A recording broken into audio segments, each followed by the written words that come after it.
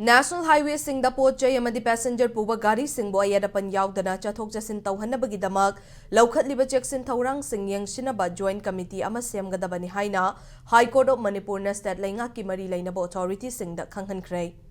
Imphal East District Kiluang Sangba Mayai Lekaidagi Yanglem Mangi Kauba Miyoi Amana English Singani Kunga Humdoida PIL Ama High Court Tatharakpadagi Court na highway singasi da chathok jasin yanaba laingakta security piyu haina khanghanki.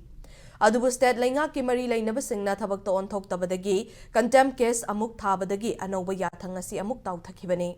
Contempt case aduda Manipur ki Chief Secretary yauna miyoi mapan na respondent oidi case asigi matangda Chief Justice D Krishna Kumar amasong Justice A Guneshwar Sharma gi bench da thasagi kunda hearing chathagani.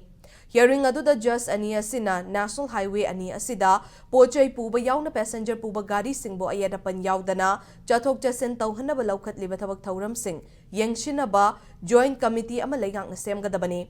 Loinana lakliba February 19 faubagi manungda laingakna laukhatliba thabak thauram singi paudam ama affidavit oina court asida pikhatlaknabasu khanghanki hairi.